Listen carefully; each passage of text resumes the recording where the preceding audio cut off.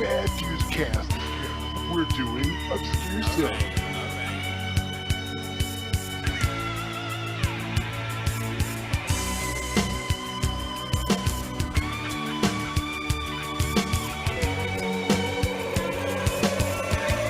Just a quick moment of your time. Please subscribe to Mick's podcast on both Podbean and YouTube. Linked below. Dream Warrior Review. Check it out. All right, on with the podcast. And today we have a special guest who is probably most known for working on these little films you might have heard of. Nightmare on Elm Street 3 and 4. The production designer, Mick Strawn. Keep them coming.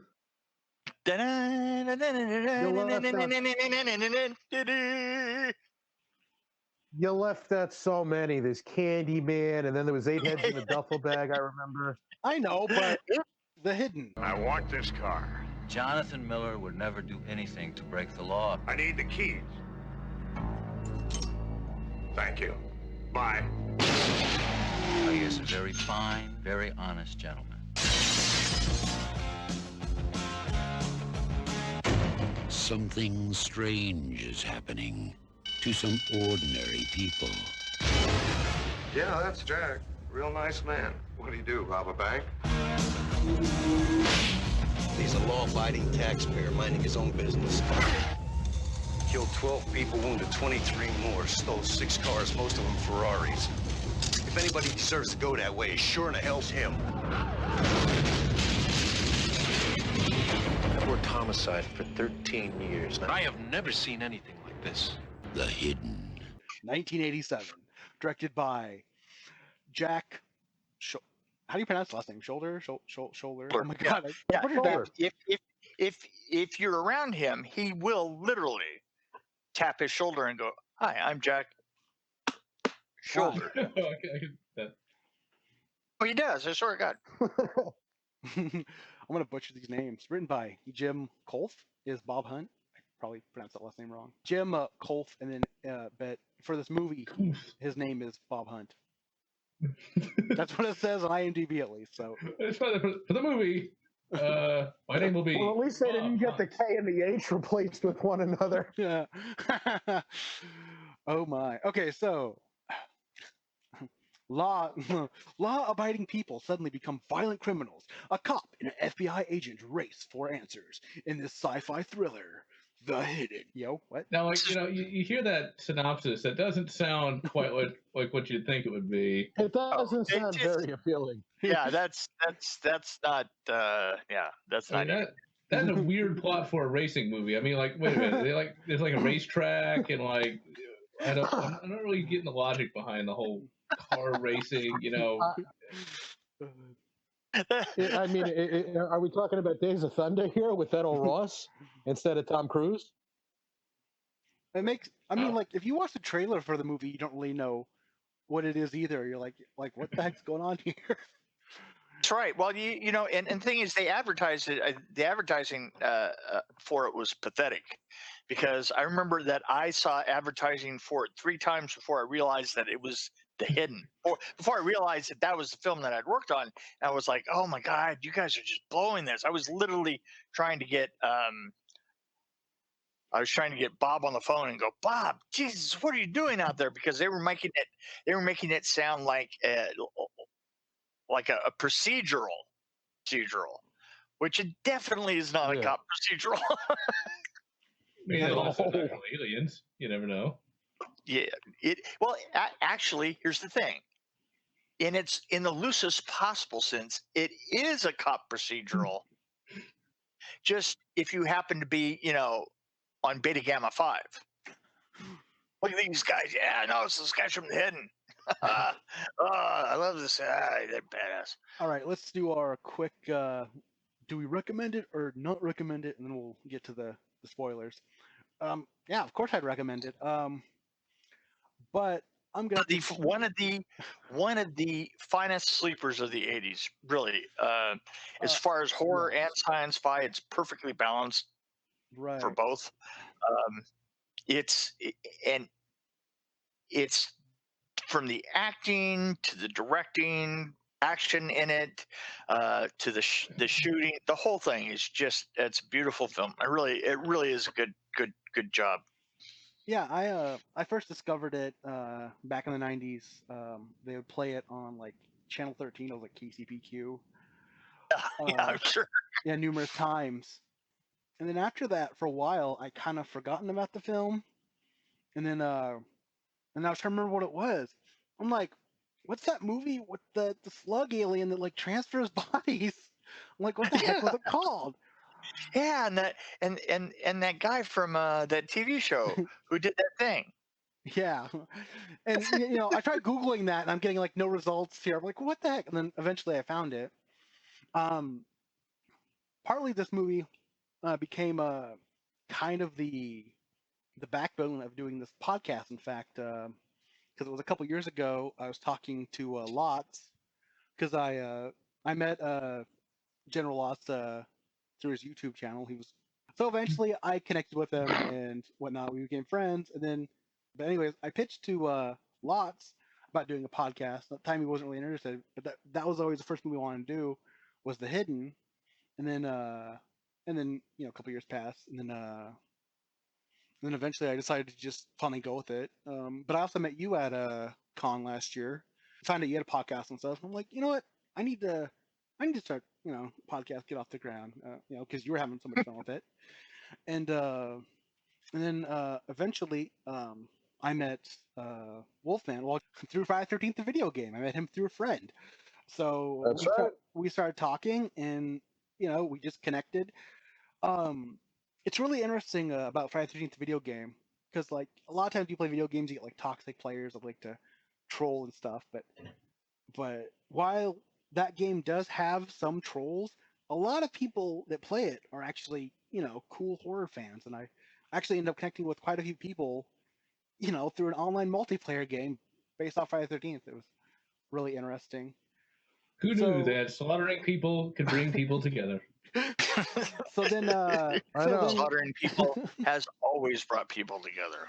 So then start the podcast and stuff, and I guess I didn't look all through your IMDb credits, but I remember catching an episode you mentioned The Hidden, and I was like, "You worked on The Hidden?" Like, I've been wanting to do that movie, and here we are now. So it's kind of my story on it works. The Hidden, the origin of the podcast, and all that stuff. But yeah, I would definitely recommend this movie. This movie is fun.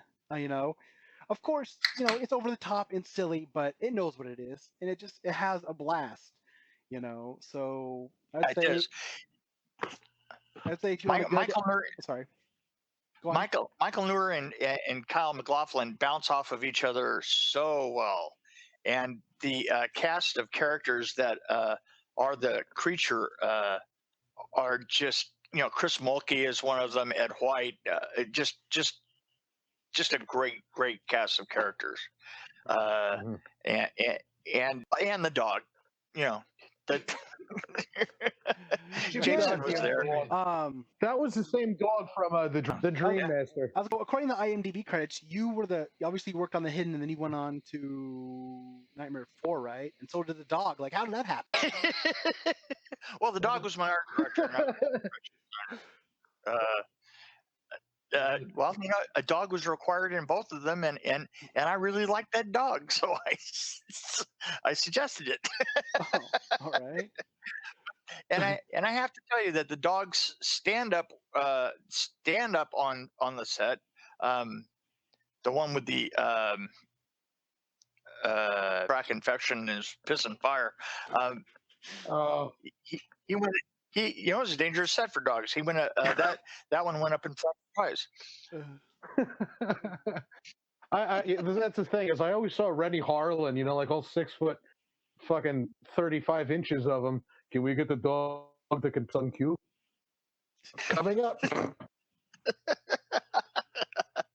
Yeah, but trust me in this is that with the effects dog. I mean, I think that was probably shot by Peter Chesney. That was all second unit. That scene that's a standout. That's the way to make an impact. Is just have a dog piss fire, and it makes a serial killer that would come back to life. And one of the best dog pissing fire shots ever, right? Is there any other? Is there any other to compare?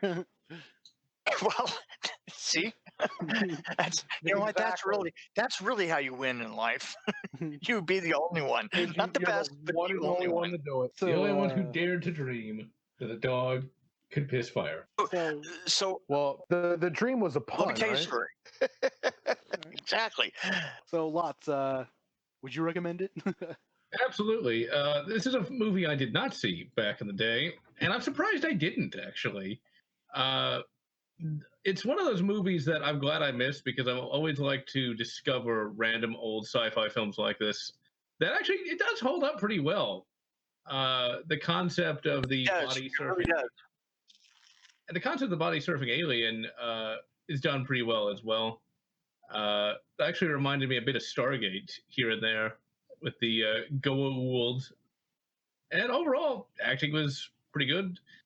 And the effects were, you gotta remember, in the 80s, we don't have CGI, we don't have any of that. I mean, and it works.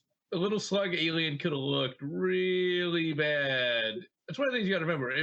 If something doesn't look that amazing by today's standards, just remember how bad it could have looked and be glad it looks as good as it does.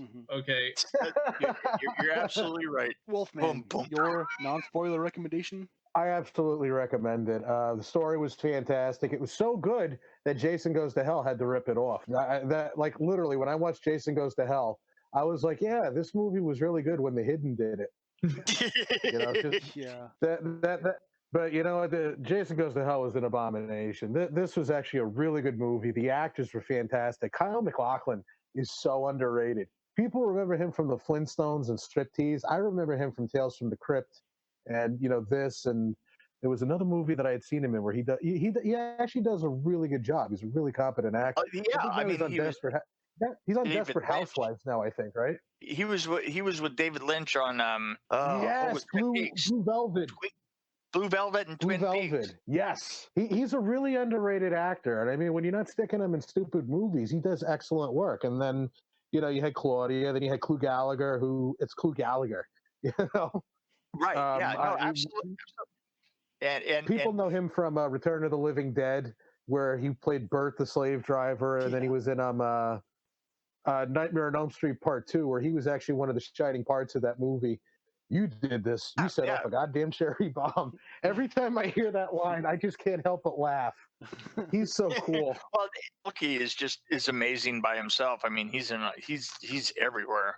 It was well cast, and the thing is an awful lot of those people were obvious casting choices for stuff, you know. Mm-hmm. And of course, you got Edo Ross. I'm a big Edo Ross fan. I loved him in Red Heat. Yes. It's just all fantastic actors and actresses. You know, then of course you got Lin Shaye in because this is a New Line movie. You know, and even she does really good in this. All in all, this is just a fantastically done movie, you know? And I mean, for 1987, the only complaint that I ever had about this movie is that I felt that this movie should have been in theaters longer. It wasn't given enough time to get people to actually watch it. Like I say, the thing is it had an advertising campaign that was making it into a cop drama. It seemed like it, yeah, because I've seen the commercials for it, and I'm like, this is so not the movie that I saw. And that's the sad part is that I think that this movie should have been a lot more popular than now. It's a cult thing, but this should have been more popular when it was released. They just didn't give it enough time to latch on because this movie just kicks ass. Yeah, it's fun. It does. Get into the spoilers and, well, talk about it from the beginning. Title credit of the movie. I always thought it was interesting how it says The Hidden, and then you see the main character's face, like, within the title of the film. I thought that was very unique. I don't even remember. I mean, all I see in the credits of a film is my name up on the screen. That's what you want to look for. When it opens up, it says The Hidden. What else is more? And then inside of it, you see Kyle MacLachlan's face. An interesting touch. Oh, there you go. There you go. Oh my God! It all makes sense. So then, I have to remark real quick. That reminds me of the Chud story. Did you ever see Chud, Mick? Oh, I didn't. I've always wanted to. What did it stand for again? There was a story. That's it. There was a story, and it's one of my favorite stories. Like these two hate the movie. I actually enjoyed it, but like one reason to watch the movie alone is the director's commentary, because they found out halfway through that they got ripped off by the producer. So like the other half, they just trashed the movie. We got to plug in the monster sort of thing.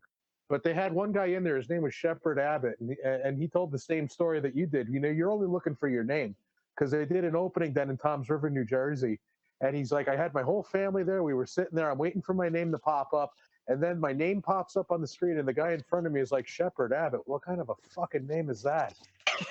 And it's one of the funniest things I ever heard in my life.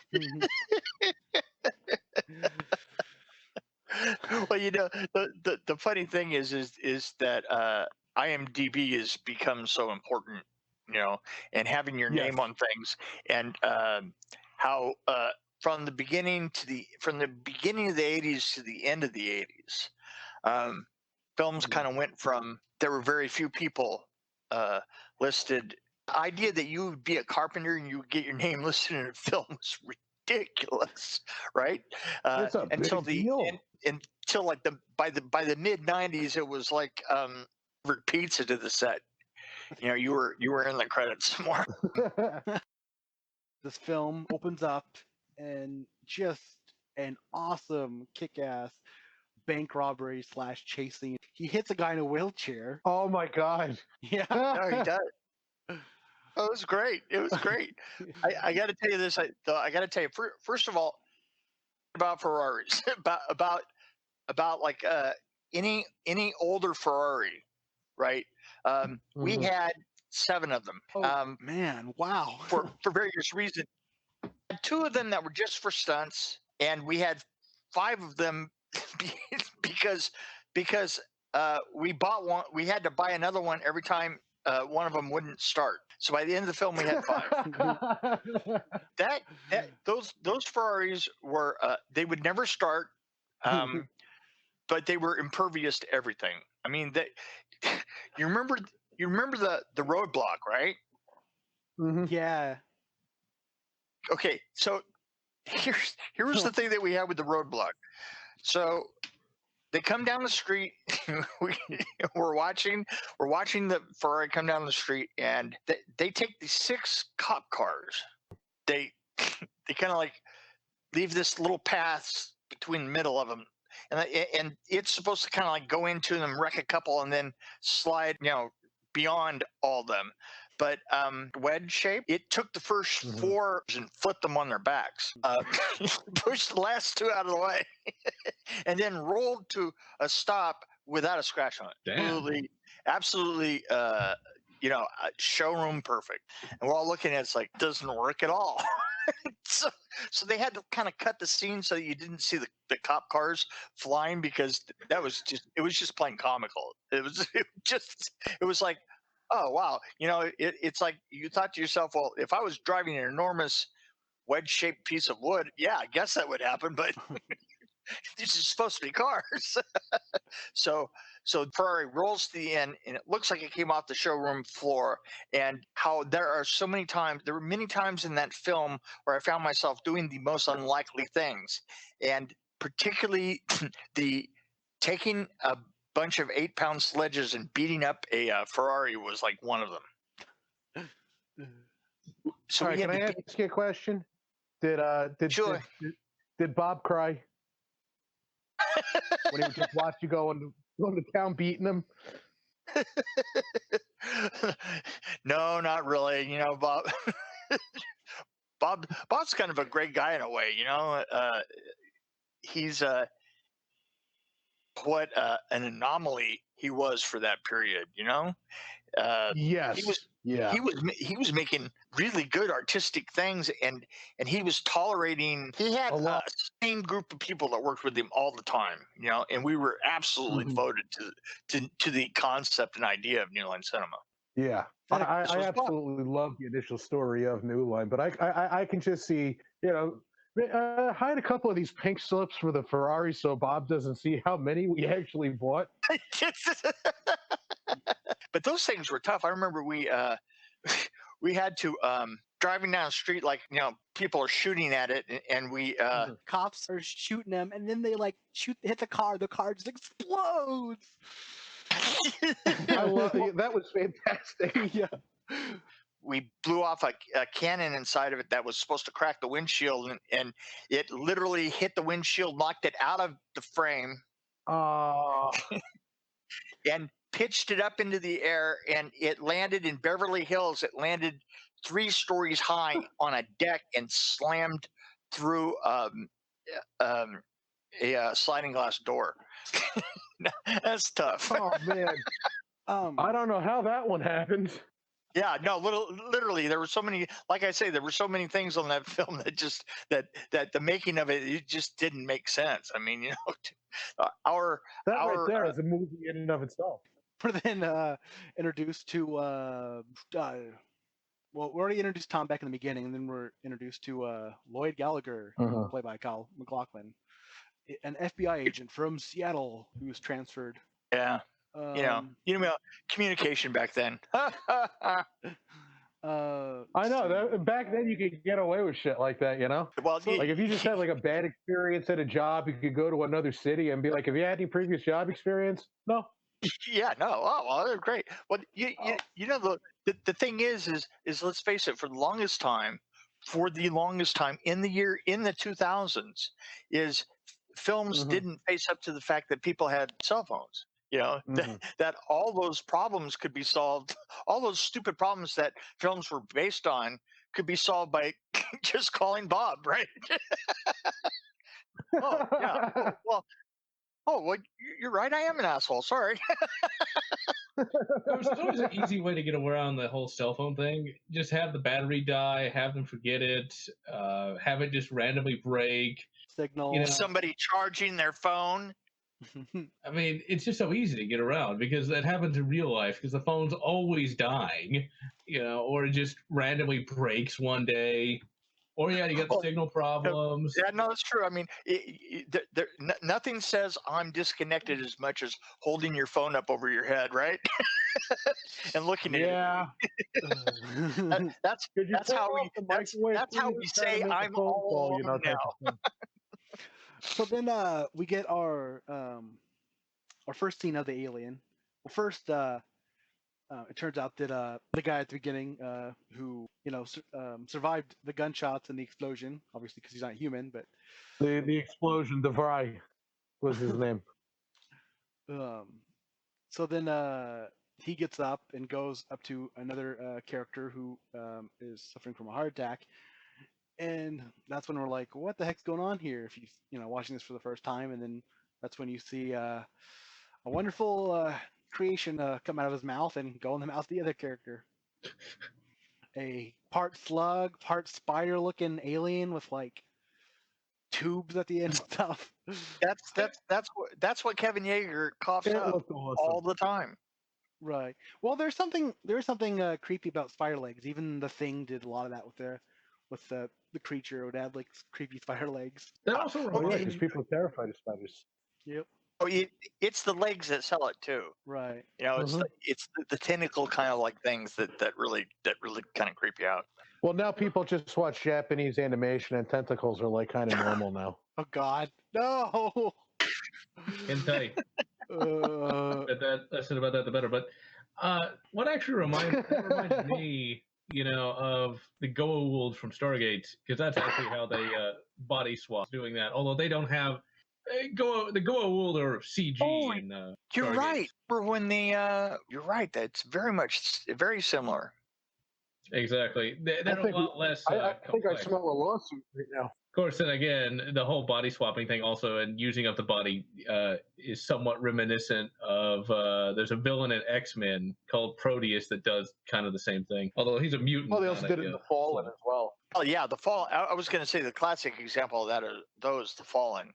And The Fallen, it's funny because The Hidden is it's great and I really love it, but there are scenes in The Fallen that are where the police station where the creature is going from one character to the other through a police station. Yeah, that's probably some of the best work. That was my favorite part in the whole movie. That is some of the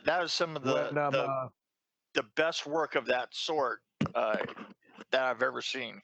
Oh, I just realized something. That was Stargate also ripped. Well, I wouldn't say ripped off. Got inspired by using up the bodies because late in that show, one of the villains, Anubis, actually does just that.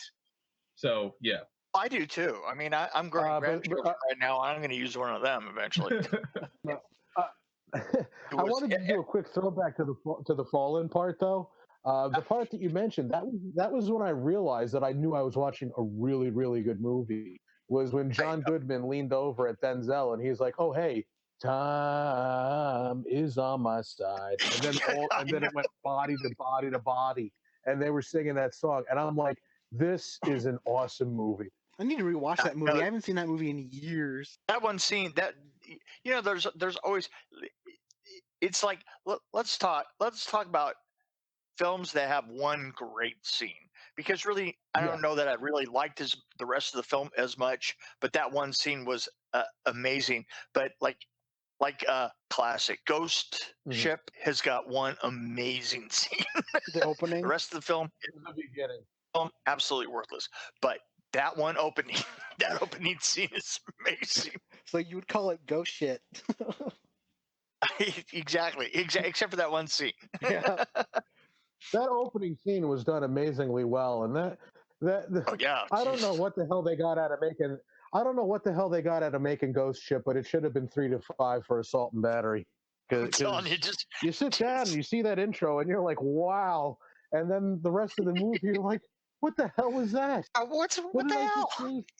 It had such promise. Talk about a letdown. Eventually, we learn that Lloyd, played by Kyle MacLachlan, is also an alien. In fact, douche alien, like destroyed his world and like killed his family. So that's why he's on Earth, to stop him. He's a cop. He's an extraterrestrial cop. I love it.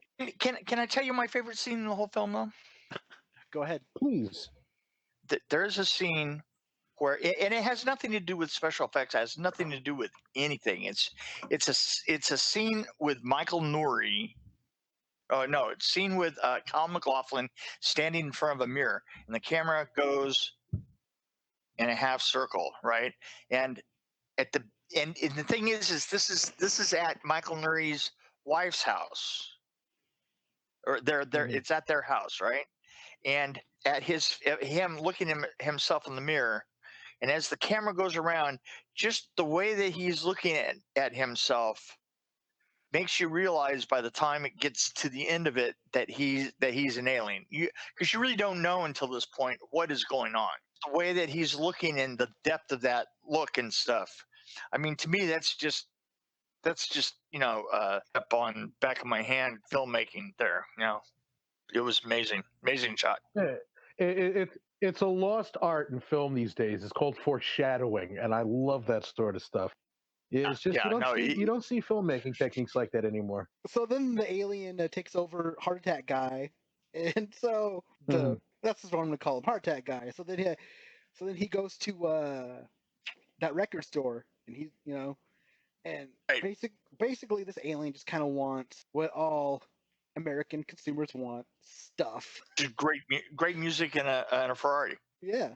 And in this case, that's right. It has to be a red Ferrari. But before that happens, he jacks the boombox out of the record store. Right. Remember boomboxes? Gotta get a ghetto blasters. Yeah, ghetto blasters is what we used to call them. Ghetto blasters. I actually worked on Electric Boogaloo. I was going to mention that because I noticed that. I'm like, back in the day. You guys will have to come back later for some stories about that. I'd love to. I could do this all day. So so then Heart Attack Alien goes. First he's in the diner. First he's in the diner. There's the diner scene before he gets the red Ferrari. I just love his face, in the burping thing that he's doing. Yeah, I noticed most of the people the alien takes over kind of look like slimy businessmen. There's only the stripper and the guy at the end. Otherwise, I don't know. It's a lash out against corporate America back in the 1980s. We all hated the slimy businessmen. The thing is we were trying to not. I mean, the thing is if you did that these days, I'm pretty sure that everybody would be cast to look like the part that they were supposed to be going into. I just like the part. I love the fact that the guys don't look like they should be in Ferraris, and they don't. You know what I'm saying? They don't look like they should be listening. Yeah, Like they don't look like they should even be in a music store. So yeah, then we get that. That's what makes it so perfect. Is because it's so out of place. Because so once out of again, place. you're grabbing a character that has no business being there whatsoever, but it's what that alien wants. Don't you understand that this is a film? So cool. This is a film about identity. Mm-hmm. Deep film about identity. Deep. So then we get to the car dealership scene. And he's like, I want this car. I want this car. And they're trying to get rid of him, and they're doing coke and stuff, and of course, he wants the car. He gets the car. By the way, how 80s of a scene is that in that room? I mean, Ferraris, cocaine, and good music. That's 1980s for you. And doing the coke there with the band, with that band around the room, just the whole thing. I mean, it was just it was embarrassingly 80s. But you know what I think was great is that not to do 80s hairdos, because the hairdos were all so bad right at that period, and we decided not to follow it. So it actually doesn't have as much bad 80s hair as most films of the period. Oh God! Remember when everybody had crinkled up hair like curly fry hair? Oh yeah! Oh God! Yeah. He goes in the house and he plays that old timey radio and he's playing sucky music, so he destroys it because it's not rock music like he's listening to. It isn't rock enough. Yeah, like it sucks. Yeah. And then of course we see the alien kind of burst through his arm. That was a cool little effect. The stripper scene. Yeah, when he takes over Brenda. Yeah. Well, you missed two characters. Two characters in that sequence were the fake boobs that she was wearing, which were the fakest fake boobs I've ever seen. Bob says, "Well, yeah, but Clyde Christensen's too flat for this role, so we had to put fake boobs in, and they had a very nipplage thing going on, Oh God, I'm sure Linnea Quigley knows a guy. Really, exactly. She does come out wearing that outfit that shows off her assets quite well. Right. Well, but you know what she does best is she did that look in that snare, that sneer. Oh boy, that was great. And the sneer that goes all the way through each character is that thing that they do. Even the dog. It's not really a sneer as much as it's the lift of a lip. Even the dog, yeah. Yeah. Which then I didn't. Now that you mention it, it totally brings it up, and I mean that's the perfect thing is you give that audience a little wink and the nod. Just saying. Oh yeah, absolutely. This is how you know. It's like in the Terminator when Arnold had his eyes moving like a surveillance camera. It's little things like that when you pick up on them, you love them. Yeah, right. Exactly. Yeah. Definitely missed an opportunity on when you did this was having Claudia Christian in the red Ferrari. If you could have had her drive by a station wagon, it would have been the perfect throwback to Vacation with the red Ferrari. Exactly. Like just have her look over and give the guy a wink and play that I'm so excited, like it would have been a nice wink and a nod. And then she fucks that guy to death. Mm-hmm. Yeah, exactly. That's something you don't easily forget, yeah. Wow. The other thing that I liked about the movie was the aspect of the wearing of the body concept and the fact that we go through a mannequin warehouse in it. Mm-hmm. And there's a gunfight in a mannequin warehouse, which was such a difficult thing to do. It was actually the factory where we made all those mannequins.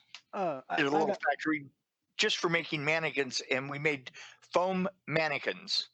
And then blew them all apart. And literally, what you're looking at when you're in there is the factory that we put together just to make them. Yeah. So kind of a meta thing when you're thinking of the whole aspect of it. I love it. I'll tell you a story about shooting on a rooftop. and Claudia Christensen up there, and we were busy killing her. And we had, and by we I mean I designed it, but we put it together. That whole sequence up on the roof with we had a fake Nuri is hanging off of that Kyle MacLachlan reaches around and pulls him up, and that was a fake. And that, in order to shoot it right, we literally had it up on the rooftop thing that was the fake edge of, and shot it down the side. And then we had all these boxes in that looked like it's so that you could go in and out of the light as Claudia is being backed up to the sign, the mannequin warehouse. And the really cool thing about that is that nobody wanted to do a stunt drop through a neon light. And the reason that you don't want to do that is because those tubes go down with you, and you land on one of them, and even if it lands on the bag, it's still going to go through you. You know what I'm saying? It's not gonna feel good. Yeah. What you don't notice is that all the glass is scored, and it's put in little bags that you can't see. That the bags are made out of window screen, right? So that you look right through them, and the neon is so heavy that it blasts through it, and you can't see it. And so all these bags are attached either the right side or the left side, and she goes right through the center of it. And then when the neon breaks as she's going through it, it breaks into these little bags and just falls to the side, lands successfully, and then the creature gets transferred to the dog. That dog is awesome.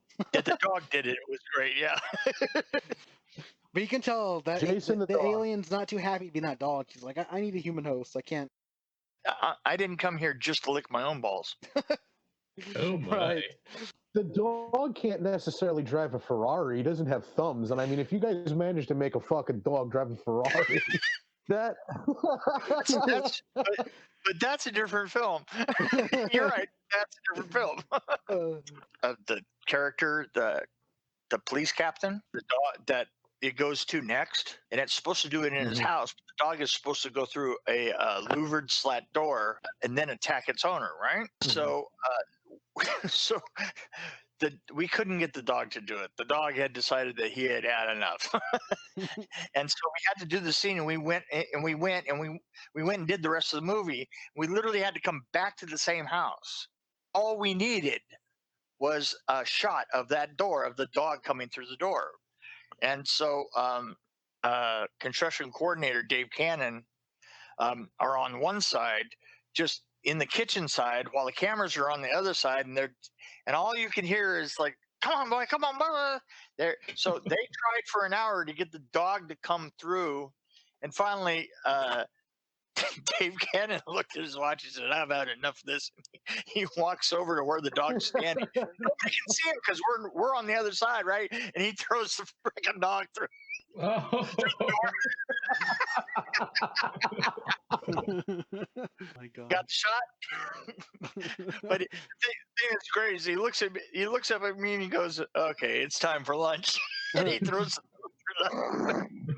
So no animals were hurt in that episode, but their feelings were definitely hurt. I got over Boy, it. did he get the shit out of him, though. Yeah, you know what? When he was done, he was still a dog. All right, let's get Gallagher gets locked up because he tells the story. Everybody thinks he's batshit nuts because right. I mean it is he's the guy screaming that there's an alien that comes down just to kill people for shits and chuckles. I totally forgot that Lynch so Jay was in this movie. Yes. I've been waiting to get to that point just so I can talk about one scene with her that I thought was absolutely amazing. The one where she's shooting at the cops and she's got this like she's up on the railing, she's shooting back down, right? Yeah, and she's got like this futuristic space gun, and it's just like it just looks so amazing. It's like pure 80s, and she's actually quite attractive in that. Yeah, she is. Oh, she's beautiful, and she's a really nice person too. But that I remember when they made that gun, the props people made it, and had somebody make it, and it was the most fragile thing in the world. And it had to be. It looks drop it. Somebody would drop it, and it would just shatter, and we'd have to. I mean, we were constantly in a molding process of making a new version of that. You know, all the way through. It was like the resins at the time were not all that great, and yeah, it was pretty rough. I think that we left maybe about 40 of them in pieces all over LA by the time we were done. Oh man. Oh, I But it was forgot. worth it though. During the jail scene, like Danny Trejo pops up out of nowhere and dies. Ah, that's right. Like, hi, Danny Trejo. Bye, Danny Trejo. One of his earliest roles too. Right. Yeah, Danny Trejo has a track record of not lasting very long in movies unless they're named, unless he's a title character. He does. It's amazing. Oh yeah, earlier in the film, we're introduced to a flamethrower that they picked off the streets. You know, so it could obviously show up for the finale. Yeah. Which that finale, You need to have a flamethrower in a movie like this. Those It's just- agents- you need to. at the end of the movie, have stormtrooper aiming. Well, you know, I have to say that I don't even know what you meant by you knew that it was going to be used. What? Foreshadowing much? Tiny bit. Beck is shot, and then they corner the senator and they fry him with the flamethrower, and the alien body emerges, and the senator's bodyguards. That's when they shoot it with the weapon, and then they both die. I have to tell you one thing about the little slug alien though. At the very end, there was a miscommunication, and in the end, what we were supposed to do is he was supposed to get bigger on the when he's standing on the stage, right? It gets on the stage, and all of a sudden it's supposed to and then be killed, right? So the creature was supposed to get bigger, but but the communication kept getting screwed up between the optical people and Kevin Yeager, and so literally we end up filming it up there, and the optical people come in and go, well, screenshot for the where's the empty plate for this? We don't have a plate. We shot it like that, right? And all I could think of is while I was in the middle of that and the discussions and everybody's getting heated and trying to kill each other, I was thinking, we actually did the Spinal Tap shot. We actually did the stone. It's actually the Stonehenge shot, and nobody's ever going to know it. No one's ever going to pick up on it, and that's the best part about the whole thing. Yes, is that in a way it actually kind of ended up working because it worked there out are really other well creatures in the world, and they could be smaller than us, a lot smaller. Yeah, I mean, at the very least, it didn't just like keel over like it got flaccid or something. You know, you didn't have to send, like Claudia over to fluff it up or anything. That right there would have just taken the cake. There was a lot of grape jelly that had to be cleaned off of a lot of things. Oh, it looked a lot but that must better have than been that fun, though. slug in Star Trek: The Next Generation at the end of season 1. They looked a billion times better than that. So. So yeah, you right there, you beat Star Trek. You know what? That's because in my dreams I beat Star Trek all the time. Yeah. So he's in the hospital with minor injuries, and the end of it, the end of this film. Yes. Oh my God. And Tom Beck is in a coma. So we then learn that he ain't gonna wake up. He's a vegetable. It's weird. It's like so rare that I get so emotional, but I do every time I get to the end of this film. And I know, that it's actually a bag made of You silk. know it's coming, and it still hits you. Right. It just hits you. It's just so. It's such a perfect wrap up of a concept. This could be considered an open ending, but maybe not. We see Lloyd goes over there and he gives Tom his life force, and I think you can either interpret it as either he took over Tom's body or he brought Tom back to life. But then I feel that he did it to bring him back to life. It was an ambiguous type of ending. But I feel that what he did is he entered the body to kind of give them the peace that he'll never have. That's the way I always thought too. You know. So well It done. really, truly is. And I know exactly what you're talking about because the same thing happens to me at the end of the Monster Squad. When Frankenstein gets pulled into the vortex, I still cry. To me, Okay. that's Sorry, I the don't mean to saddest thing in a laugh. horror movie ever. So, You can laugh all you want, but Listen, you know, Phoebe, boy, listen, that's the saddest thing ever. this is a judgment-free zone. And you know, if you ask Jack Shoulder, he'll say this is the best film that he ever did, and by far one of his favorites. Hey, listen, guys, I actually gave this about an hour, and it looks like we're in an hour and a half. Oops. And so I might have to say goodbye. No. I am working on this film called Vengeance. I know. And I have to get packed and drive into Seattle. So I might take my leave here. Can I leave you with a couple of things? Sure. Hidden. I really love The Hidden. I have a book out called Behind the Screams, and you can go to behindthescreamsbook.com and grab it. I have a podcast too. It's called Dream Warrior Review. I do a lot of cons, and I want to thank you guys. This has been a lot of fun. I love The Hidden. I really did. I love working with Jack Shoulder. I love Jock Haken, who's the DP. I love Jock Haken. Actually, I did an interview with him about The Hidden not long ago in Dream Warrior Review. If anybody else wants to really delve into further aspects of this film, and I'm going to have to say goodnight. Okay. Yeah. Thanks. I mean, it was great I having you on. really And appreciate your time. we definitely got to pick your brain on Electric Boogaloo. Well, there is that. You know, and those other small movies you did, Nightmare 3 and 4, I believe. Yeah. That Robert Englund. Well, maybe next we got to talk about Fantastic Four. Oh yes. Heck, And Rocking with guys. Roseanne. Yeah. Thanks a lot, guys. Talk to you All later. right. Bye. Yeah. Thanks. Thank you so much, Mick. Well, that was awesome. That was awesome. That really was. I didn't get to mention that when the flamethrower shows up, I immediately went to the thing. Max said, "Get the flamethrower." Max said, "What?" Honestly, I just want to hear like any story he has. You know. I know you just want. Well, that's what I think was the most fun is because if you haven't seen The Hidden, anybody that's listening to this, what the fuck's wrong with you? Go out and watch it right now because it was a really good. So, but I mean, just hearing the stories is amazing. I mean, that's what it's all about, and that was really awesome of him to sit down and talk with us. Hopefully, he'll return in the future and share more awesome stories because this was a blast. And even though Mick's not here, I can't help it. But say once again, like, thanks a million. That was totally cool. Yeah, really, Mick, if you're listening to this, thank you so much for your time. We really appreciate you. And so, that is The Hidden. I'm General Otz.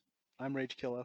This is the Wolfman. Here's a few other little stories that Mick shared with us on some other films that he had worked on. Anthony Perkins? Anthony Perkins. Oh, Anthony Perkins. So, I was working on a show called Mr. Christmas Dinner that he directed. And I think I was doing effects on it. And nobody could find him, you know, and I mean, and I was walking around on the stage and it's not, I'll be honest, it's not like I was looking for him, but I happened to walk past the scene dock. Now, you know what a scene dock is, right? It's the place, no matter where even if you're using just a warehouse to build sets on, a scene dock is where you take all the flats, you nail them with boards in an X behind them, so that they just stand there waiting for their moment in the sun, as it were, right? The flats are sitting over there in the corner, and there's kind of two of them, and about 3 feet in between these two flats on the scene dock. One is is a door and the other's got a window in it, and through the window all you could see is the next flat, right? And I walk past and somebody's standing through the window, and I kind of like back up and I look back down, and then he does this kind of like weird jump, looks at the door, and he's like really confused. He looks at the door for a minute, and then he does this jump and he looks back, and it's Anthony Perkins. And so I walk in and I said, "Hey, how's it going?" He goes, "Well, don't tell me." Does that, where you put the finger to your lips, you go, "Don't tell anybody I'm frying." I go, "Okay, I gotcha. Oh dear. Well, Anthony, the set is this way." I led him out to the set, and I left under production, walked away. Said, "Hey, your problem now, boys." I didn't see nothing. Yeah, that was a fun day of filming, I tell you. So anyway, 8 heads in a duffel bag. Nobody ever Boogie brings that Nights, thing up. Blade. Oh, that Which one? 8 heads in a duffel bag? one of the funnest. I did one of my funnest gags on that. I had a head that bounced up and down inside of a dryer. Such an interesting rig. By God, those are done in the days when you really did something. You didn't have this optical, this CGI, and It's got Joe Pesci in it. You got to see it just on that merit alone. I had a VW van that just this beautiful 1967 that I had at the time, right? And I was driving it to set, and of course I would hang by it because it was parked right next to my big effects truck, and I'm sitting in it one day, and Joe Pesci comes up and gets into the seat next to me. He says, "Oh, I'd just love to have one of these." I go, "Oh, well, why don't you? You got enough money?" He says, "Nah, you think I could be seen in something like this?" He says, "The smallest thing I can be seen in is a Lincoln." I was like, "Okay, yeah, valid point." That must have been fun though, working with Pesci though. Pesci was a staple guy in our house. He's the nicest guy in the world. He really is. I remember I remember that he used to smoking cigars constantly, right? And he is the only guy that I've seen get into an elevator with 8 other people smoking a cigar. Get out the end, and nobody says anything, right? And I asked him about it. I said, "Is anybody?" He says, "I swear to God, as soon as somebody says something to me, I will not do that anymore." And I said, "Well, I have a feeling you're probably going to be doing it for the rest of your life." People had to have been terrified of him because they see him in Goodfellas, and it's just, "Hey, you motherfucker! I told you." It's just like, I don't want to mess with somebody who can get a voice that high and kick Frank Vincent that hard. That's right. I don't want to ride around in his trunk for any period of time. Lastly is a brief blurb on Hidden 2 and its crazy, silly marketing, and also just a bit on the Stallone movie, Over the Top. Funny story about Hidden 2, though. They kept calling me back and saying, "Hey, it wasn't that long ago. I think it was like maybe 15 years or something." They called me up and said, "Hey, we're putting together Hidden 2, and we're going to get together the old gang." I was like, "Nah, I don't think you are, really." Here's a secret: they didn't. Yeah, the marketing was very deceptive. They tried to say that that Michael Nouri was in it, but they just got another actor and put a bunch of makeup on him and gave him like 5 minutes of screen time. And I found a trailer, and it said like, if you buy 2 copies of the Hidden 2, you'll get the Hidden 1 for free. I'm like, what kind of marketing is this for a sequel? You know what that means you did? You paid twice as much money as you should have for the Hidden. Exactly. But yes, they do stuff like that in Wally World all the time. Like, I remember I really wanted to get a copy of Cobra, the Sylvester Stallone movie, and you can't find it by itself, but they sell it in a 4-pack, and it's like 3 of Stallone's like shittiest movies you've ever seen in your life. And it's $20, and it's like, I'm not paying $20 for Cobra, And then it's like, okay, I can use stop or my mom will shoot as a coaster. You know? Listen. That's that man put on the finest example of an arm wrestling movie that exists to this day. I love Over the Top. Me too. You know, when I turn his head around, you know, it's like a switch, and you know, it's not about the truck. You know, I got to be the champion. Well, then let me put it this way: that man is responsible for the only film about arm wrestling that exists. Arm wrestling truckers. You look at that movie, and it's just like, what is the appeal to this? And then you watch it, and you're like, I can't stop. Oh, look, it's Robert Loggia. Cool. And I want to kill that goddamn kid. You know, and then, I feel sorry for, shit, he just threw Terry Funk through a window. You know? Gee, and then, you just can't like, stop. Oh, geez, I just spent an hour and a half on film. I didn't want to. Yeah, but then you watch it, and then it's like, okay, we got some Sammy Hagar playing. This is nice. And then it's just the dialogue was, you ain't shit, and then slams the guy's arm. I'll rip your shitting arm off. And I love the pro wrestling promos. Like all it needed was just Hulk Hogan in the background. You know, well, you know something, brother. I'll break his arm off and ram it up his ass. It's just, I love the dialogue in that movie, and it's just you can't stop watching it. You shouldn't enjoy it, but let's face it. Oh yeah. Hope you enjoyed the podcast and a little extra bits.